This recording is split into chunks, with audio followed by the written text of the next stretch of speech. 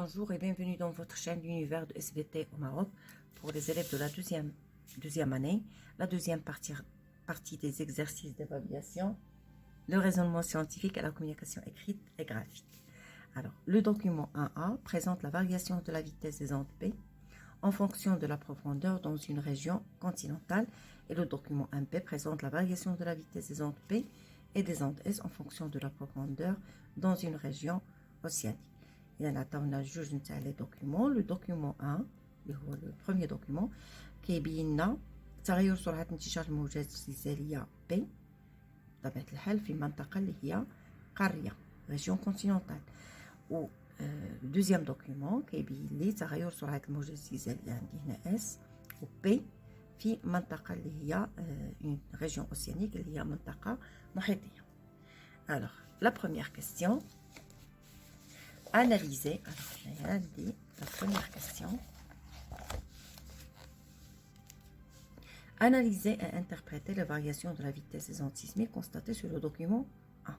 إذا كيطلبوا منا أن نعطوا une analyse ou une interprétation لتغير سرعة الموجات الزلزالية اللي كنلاحظوها في البروميير دوكيومون، يعني في الدوكيومون 1A وفي الدوكيومون 1B. كقراءة لهاد المعطيات اللي عندنا في هاد لي دوكيومون، إذا شنو غادي نقدروا نقولوا؟ Alors, on voit ici. Alors, la vitesse des ondes P et la vitesse des ondes S, elles varient selon la profondeur. Alors, غادي نبدا من هنايا. Alors, on a la variation de la vitesse des ondes P jusqu'à 30 km. Après, ici, alors on est dans le domaine continental. Après, on indique la variation, donc la vitesse des ondes reste constante jusqu'à une profondeur de 10 km fait le domaine océanique. Donc, qu'est-ce que je peux dire? Les zones correspondent donc à la fois à la croûte continentale, qui توصل حتى 30 km. Par contre, ici, la croûte océanique qui توصل حتى à peu près 10 km. Après, on a la discontinuité de Moho, c'est-à-dire le passage de la croûte, alors de la croûte océanique et de la croûte continentale vers le manteau supérieur. Et bien sûr, au niveau du manteau supérieur, la vitesse est stable avec une diminution remarquable. Ici, alors, on a une diminution liée de la vitesse des ondes P et des ondes S.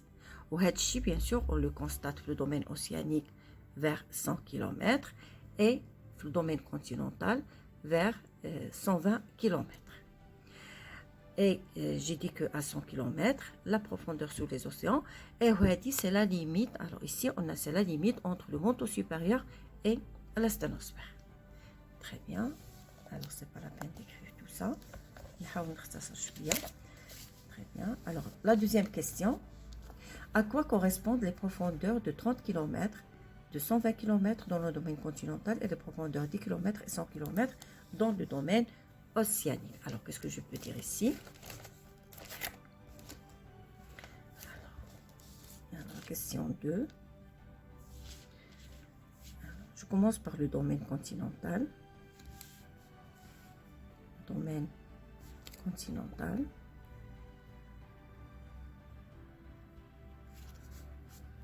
Le domaine continental. Alors, à 30 km, ici, j'ai la discontinuité de Moho.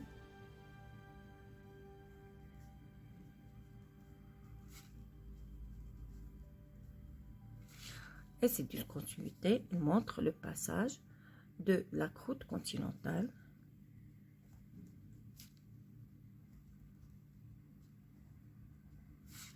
vers le manteau supérieur.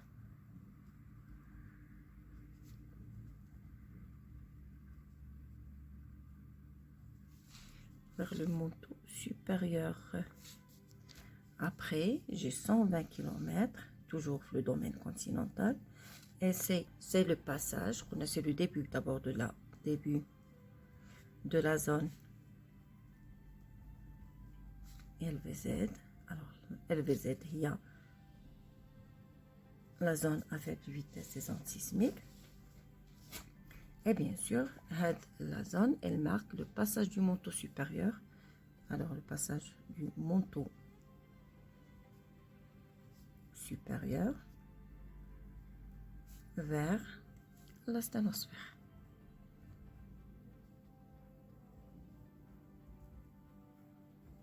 Alors, la même chose, je vais le domaine océanique. Alors, j'ai 10 km. À 10 km, c'est toujours la discontinuité de Mourou. Et ici, j'ai le passage de la croûte océanique vers le manteau supérieur. Et à 100 km, c'est toujours le début de la zone LVZ. C'est toujours le début de la zone LVZ et qui marque toujours le passage, j'ai dit, du manteau supérieur vers la sténosphère.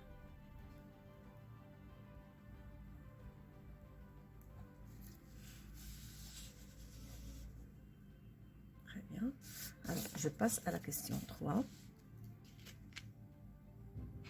Déduisez les épaisseurs de la croûte continentale. Alors, je commence par l'épaisseur. Alors, de la croûte continentale. Elle est une épaisseur de 30 km. Après, croûte océanique. Croûte océanique. Elle est de 10 km. Après, la lithosphère continentale.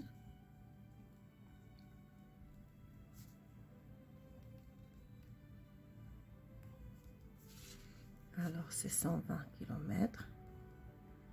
Et la lithosphère, cette fois-ci, océanique, à 100 km. Très bien.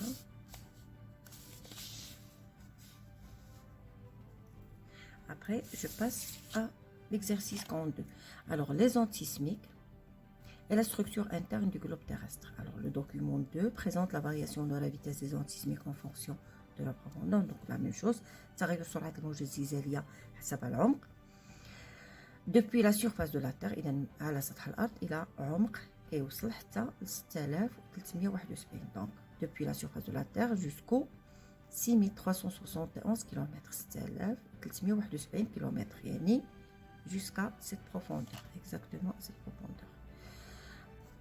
Alors, ce document présente aussi les enveloppes qui constituent la structure interne du globe terrestre. Il y a les différentes enveloppes du globe terrestre. Alors, la première question, à quoi correspondent les profondeurs de 700 km, 2900 km et 5000 km? Alors, l'exercice 42. Alors, tout d'abord, la valeur liée 70 km. Alors, 70 km, la discontinuité de mots. La limite, bien sûr. Tout à l'heure, on a parlé de la limite entre la croûte et le manteau supérieur. Par contre, 700 km, c'est exactement la limite entre la sténosphère. Alors là, c'est la limite entre la sténosphère et le manteau inférieur.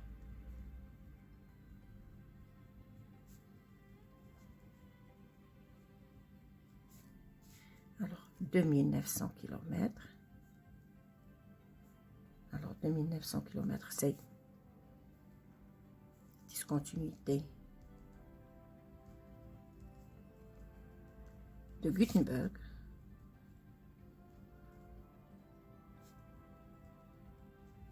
Et dans la limite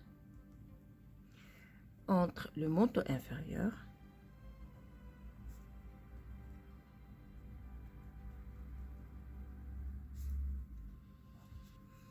et le noyau externe.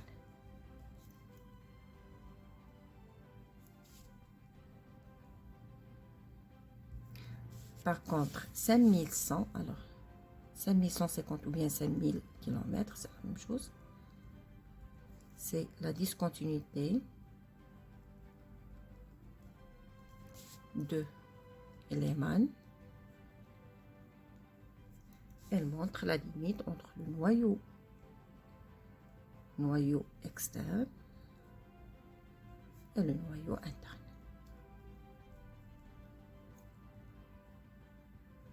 Alors, la question suivante. Préciser le critère qui a permis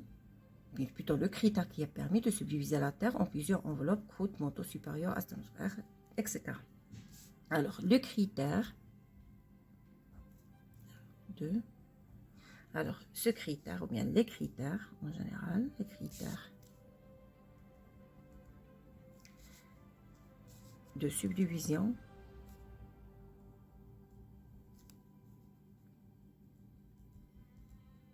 de la Terre en plusieurs enveloppes, de la Terre en plusieurs enveloppes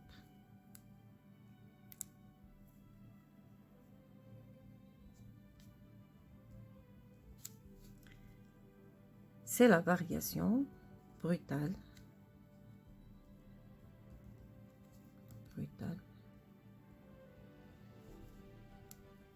de la vitesse de propagation des ondes sismiques.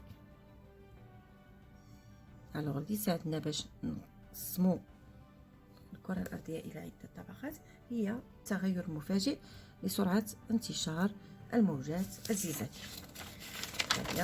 La question suivante.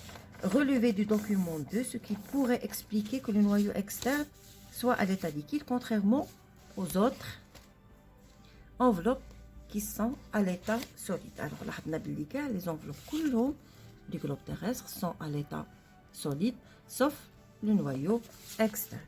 Et bien sûr, parce que les ondes S ne peuvent pas traverser ces zones. Alors, le noyau, petit 3, le noyau externe est à l'état liquide car les ondes S ne traversent pas ces zones. Tout simplement. Après, je passe à l'exercice suivant. L'exercice 3. Étudier l'enregistrement d'un séisme. Alors, les sismogrammes du document 3A représentent un même séisme enregistré dans 4 stations différentes. Donc, on a le même séisme enregistré dans 4 stations différentes. P et S désignent respectivement les instants d'arrivée des ondes P et des ondes S. Le tableau du document 3P présente les temps d'arrivée des ondes P et des ondes S à chaque station. Il en a le sismogramme qui enregistrait bien sûr au niveau des 4 stations, la station 1, 2, 3 et 4. Alors ici, on a les ondes P, après les ondes S. Et ici, le deuxième document, a le temps d'arrivée des ondes P et des ondes S dans chaque station. Alors, la première question, comment expliquez-vous le décalage des temps d'arrivée des ondes P et des ondes S à la même station؟ إذا كيفاش غادي نشرحوا هاد اختلاف التوقيت نتاع وصول الموجات الزلزالية بطبيعة الحال لنفس لا ستاسيون؟ علاش ما كيوصلوش بجوج في نفس الوقت؟ الوغ شنو نقدروا نقولوا هنايا؟ نقدروا نقولوا هنا بلي ما كيوصلوش في نفس الوقت لأن هنالك اختلاف بطبيعة الحال في la vitesse de propagation ديالهم سرعة انتشار ديال هاد الموجات P et S. Alors, je vais mettre comme 3 la question 1. Alors, le décalage des temps,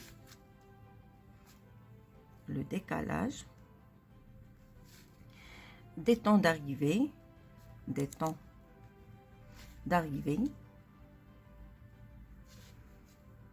alors d'arrivée entre les ondes P et S,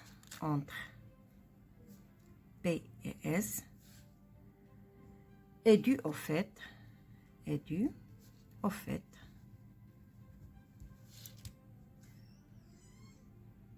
que les ondes n'ont pas la même vitesse.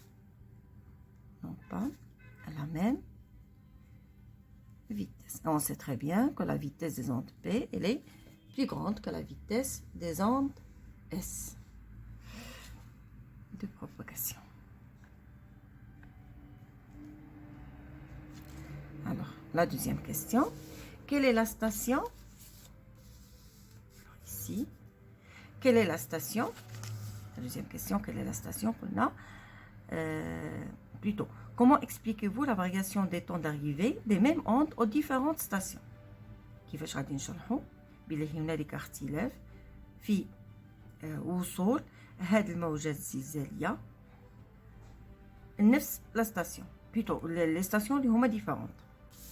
Alors هنا je peux dire que les mêmes ondes n'arrivent pas en même temps aux différentes stations car les stations ne sont pas à la même distance du foyer. Alors, les mêmes ondes n'arrivent pas en même temps.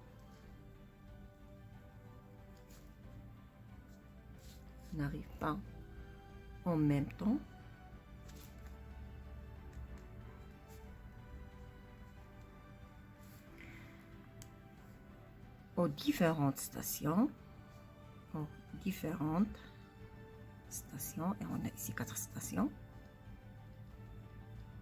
car les stations ne sont pas à la même distance du foyer. On sait très bien que le foyer, c'est le lieu par lequel vont sortir les antismiques. Très bien. Alors, la question suivante, 3. Quelle est la station la plus proche du foyer du séisme? Justifiez votre réponse. Alors, la station la plus proche du foyer du séisme, c'est en effet, alors, le temps d'arrivée. La station 4, هي qui وصلوا لها الأولى les ondes. Alors, on a 10 heures 5 minutes. Alors, on a 11,6 secondes. On a dit, alors, le temps que j'ai après la station. Donc, 3. Alors, je peux dire que la station la plus proche du foyer, la station la plus proche du foyer, la station les ondes P du foyer et la station numéro 4. En effet, c'est au niveau de cette station. Alors, en effet, c'est au niveau de cette station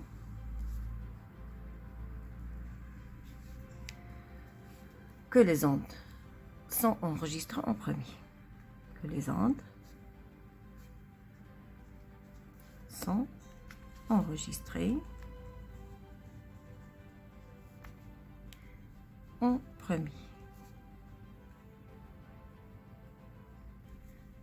Bien. Alors, la question 4.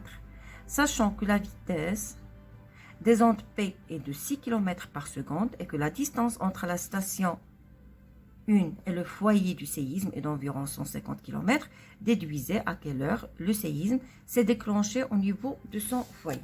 Alors, comme toujours, la vitesse, alors comme toujours, j'ai le V est égal, toujours D, la distance, divisé par le temps. Donc, le temps est égal D, la distance divisée par la vitesse. Alors, la distance indique c'est 150 km. La vitesse, 6 km par seconde. Et le temps est égal, alors c'est 150 divisé par 6. On va dire que c'est 25 secondes. Après, l'heure du déclenchement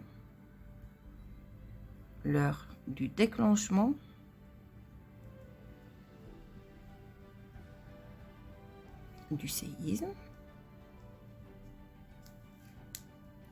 c'est alors l'heure égale, et je fais soustraction, 10 heures 50 minutes, 18,9 secondes, moins 25 secondes. Et tout ça, alors l'heure, ça sera 10 heures 4 minutes 53,9 secondes. Alors, la correction des exercices. Merci de votre attention et à la prochaine vidéo, Inch'Allah.